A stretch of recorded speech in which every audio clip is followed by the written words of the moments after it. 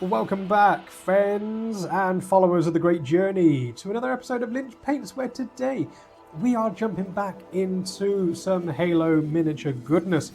As I realised going through my Halo little playlist catalogue of videos that I haven't done the brutes yet, and I've had some painted brutes for quite a while. So I'm going to rectify this with today's episode. So let's grab our brute shots, our paints and brushes, and let's dive straight into this.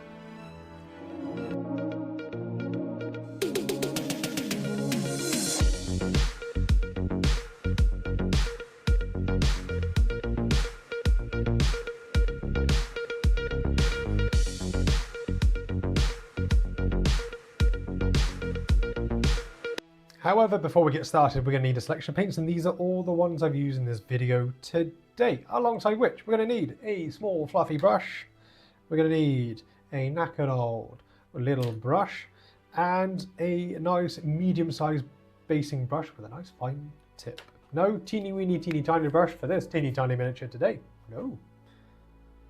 So step one is going to be to apply a black acrylic primer all over the miniature, and then we're going to grab some Iron Warriors and also some Runetang Steel. A nice fluffy brush like this. It's a little bit stiff, but it's just a really cheap makeup brush, and it does work fantastically. So it doesn't really matter if it is a bit frayed or a bit stiff. So I'm just going to apply this, just going all over the armor panels. It doesn't matter at this point in time that it does go over onto other parts of the miniature where we don't need the silver work, but we're just going to do this messy job first before we then move on to the next step.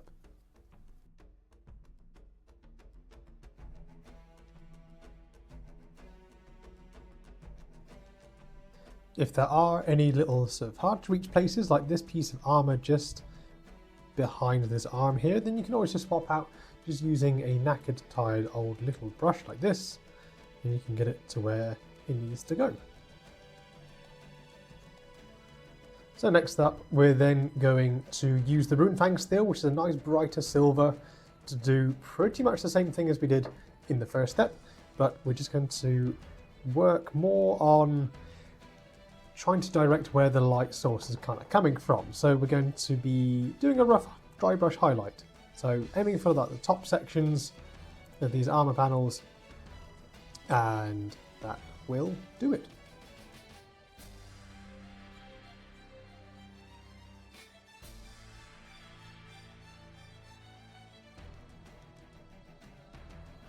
Once that process is done and our metallics are nice and dry, we're then going to move over onto using something else. So we're going to grab some layman medium, and depending on whether you're painting a brute minor or a brute elite major, an elite major, that was it. Then we're going to use some red, and that's what I'm going to go for today. I'm going to do a brute major. So I'm going to mix the two together, about a 50-50. And the layman medium is effectively like using sort of your water from your paint washing brush. But with water, it tends to dry out the paints relatively quickly, whereas layman medium tends to keep it nice and fluid. So we're then going to just take maybe a little bit more of this. You don't have to use the contrast paint, it's just one that I just want to try out.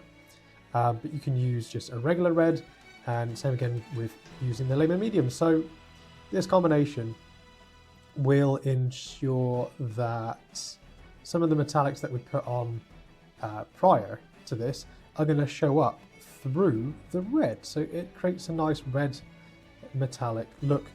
You can obviously buy sort of already pre-mixed red metallic paints as well, different coloured metallics from like Army Paint and that sort of thing. But this is just what I got to hand, and it's generally what most people will probably have as well.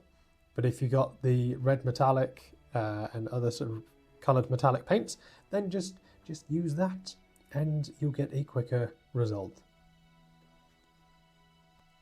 While we're waiting for the red to dry, we're just going to use another sort of more fluid paint. I mean, technically all paint is fluid, but I don't want to use the term runnier because that just sounds weird. So we're going to grab this Agrax Earthshade, and with this, we're just going to go over his sort of grenades and little kind of other metallic accessories that he's got, just to give it a bit more of a worn, weathered look. I also did a little bit of the Agrax on his spiker as well. And speaking of the spiker, we're just going to do a little bit of painting on there. So we've got some black and we've got some Administratum grey. Just any black and grey will do the job just nicely. So we're going to mix it up so it's a mid-tone grey. And these miniatures, they're very, very, very detailed. So we're going to just pick out some of the raised areas with the mid-tone grey and then give it a very, very light highlight / dry brush with a lighter grey just to show off all those lovely little details.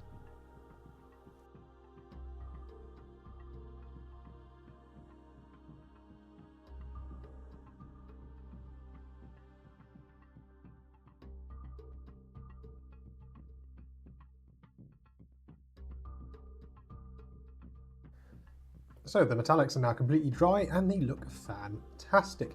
If it's too dull of a red for your liking, then you could always mix up some of the lemon medium with a lighter red, maybe mixing with a little bit of orange, just to give that maybe another thin coat over the top just to brighten it up. But for me, it is spot on. So we're now going to do the main bulk of his under armor. So we've got Abaddon Black and Storm Vermin fur. Storm Vermin is a really nice sort of mid-tone grey, and it has a little bit of a warm tone to it. That's going to be great for doing like the leathers and the fur and all the little bits and pieces like that. So we're going to get ourselves a nice medium-sized brush, and we're just going to give this just a nice general kind of going over, just thinning it down with some water as well. It's going to pick out the main bulk of it, leaving behind probably like the shadowed areas, and we'll just start to go and build up our colours from here.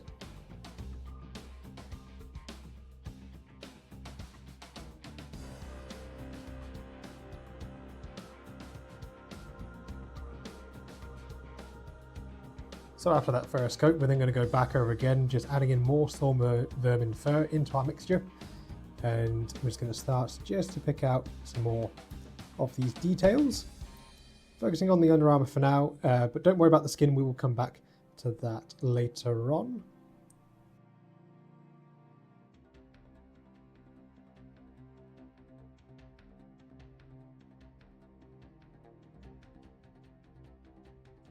So now it's time to move over onto the skin. So the skin of the brutes is like a kind of greyish brown, and that's what we're going to make. We're going to make a greyish brown using some Mornfang brown just into our mixture that we've made with Storm of Vermin Firm and on black, and we're just kind of try and make a bit of a colour like a darkish grey brown. Just going to add in a little bit more black. Just going to try and dull it back down a little bit more, maybe make it a bit more grey. Just have to play around with these three sorts of colours until you've got one that you are happy with. And again, just keep your paint brushes nice and thinned with a little bit of water, or lemon medium if you want as well, but I'm just using water just because I have lots more of it and it's free. So we're going to go ahead and pick out the skin bits.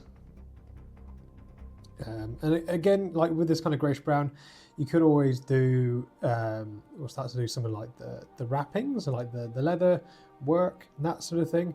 So realise that like the hairs on the back, so then obviously on his face hair, you know, beards.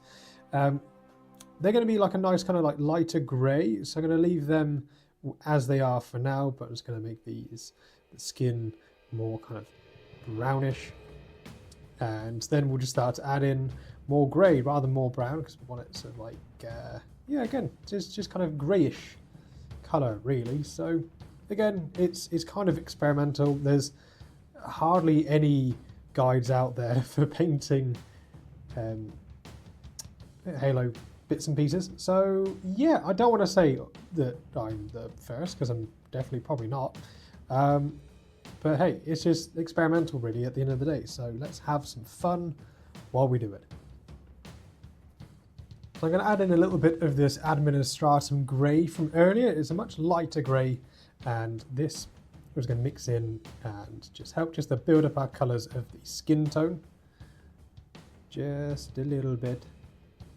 And then we'll probably use Mornfang Brown with a little bit of the light grey just to do some of the leather straps.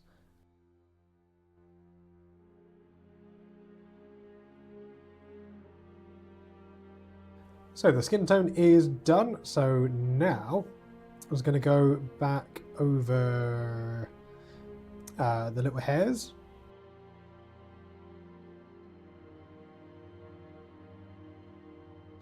We're now going to go over the leather bindings and all the straps and stuff. So just going to grab some Mornfang Brown.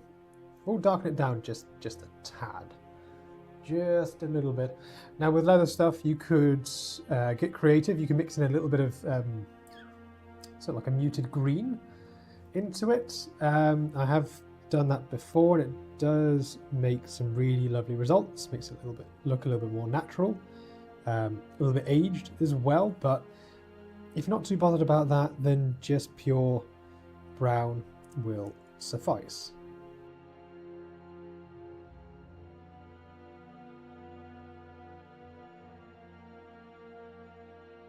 So the first coat is done, and then we're just going to add in a little bit more of this administration grey in with our brown. Now, because there are a lot of straps on the lower portions of the legs, generally what I would do is just kind of roughly place it in with the brush, and again, you know, just keep your paints nice and thinned, just to get the main colour down. You don't have to go all the way around, like I haven't gone all the way down there on the inside of the legs because you can't really see it.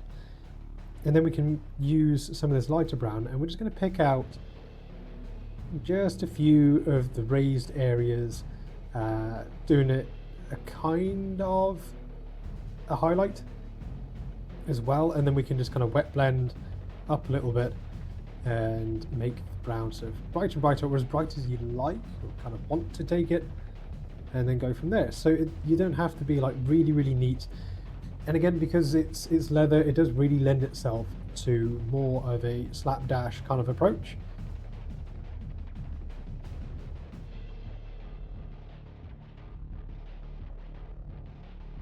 So now I've added in a lot more of this administration grey into our mixture. So it's a very light brown. And with this, we're just going to just add a couple of tiny little highlights just here and there, just to show off a little bit more colour, just make it stand out a little bit more as well. And again, you don't have to add too much to this, just a little bit here and there will do the trick.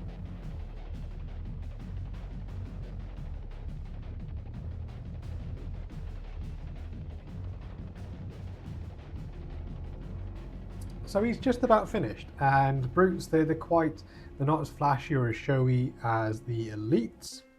And so he's got a lot of sort of more natural, muted, earthy sort of tones. But I was going to do a couple of little details. So I'm going to try and do his eyes, and they are very tiny on this miniature, very teeny tiny. So I'm just going to thin this down, maybe not that much.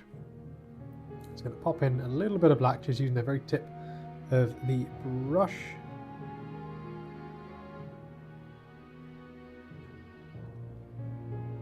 And then if you are feeling brave or more skilled than I, then you could probably then put an even smaller dot of white just to show a little bit of a reflective little glint. But I'm just going to use black, just pop it in there. And for me, that's just about done. You probably can't see any difference on the camera. Now, the other thing that I'm going to do is I'm going to grab some a little bit of orange, a little bit of red as well, and I'm just going to do inside of the spiker. It's going to starting out with just a little bit of red, and just gonna go over the two little entry bits. It doesn't matter too much if there's a little bit of this paint that goes onto the very edge. Might just show off a little bit of a glow. Who knows? And then rinsing that off, we're then going to take the orange, and there is a slight rim, and we're going to hopefully just try and highlight that and it should stand out just nicely. Just adds a little bit of something just to the model. And if you do see any areas like that that you think, oh, that could do with just adding in a little bit of color, then go ahead, give it a go, because there's little details like this that people will see and recognize and go, ah, yeah, I actually see what you're doing there. So that ain't too bad. I did consider maybe with some of his equipment, like his grenades or these kind of little prongs in between, maybe giving them a slight sort of gold, maybe brass sort of coat, but I think for now that's going to do it. So I'm going to go sit this guy up on the turntable, and I'll see you there. And so there you have it, followers of the Great Journey. This is how I went about painting a Brute Major for your various Halo tabletop games. And in case you're wondering if you wanted to paint a Brute Minor, then simply swap out the red with the blue. That is one that I painted up quite a while ago, and I did it relatively quickly. It was quite the rush job for a Halo D&D system that I've been working on with a friend of mine. I just needed it to just be painted up really quick. So there's some slight variations, but no two brutes are going to look alike. So it's nice to have a slight bit of contrast with that. It's been really, really fun to do this. And again, I went through my Halo playlist, realised I hadn't done the brutes yet. So I figured, let's do it. Let's give it a go while I've kind of moved away from Games Workshop. I mean, I have done for quite a while, but figured, you know, the videos do well. But now I'm kind of experimenting a little bit more with different things and kind of revisiting other game systems or painting series that I did before, but I haven't done in a little while. So here we are. It's the Halo Brutes. If you want to pick up some of these miniatures for yourselves, you won't find them at Wayland Games, but I do have an affiliate link with them if you need any sort of hobby supplies and stuff like that. But you can source them online either in an STL format, or I think there's some Etsy sellers that have them. But if you look there's a Facebook page, I can't quite remember exactly what it was from the top of my head, but I'll find the link and put it in the description. You can go onto there, you can ask to gain access to their Google Doc folder. You should be able to, hopefully, fingers crossed, be able to get some for you, but then you're going to have to print them yourself or send them to a friend who has a printer, because that's just so much easier nowadays, isn't it? So thank you ever so much for watching, ladies and gents. Stay safe, stay beautiful, and we'll see you all next time.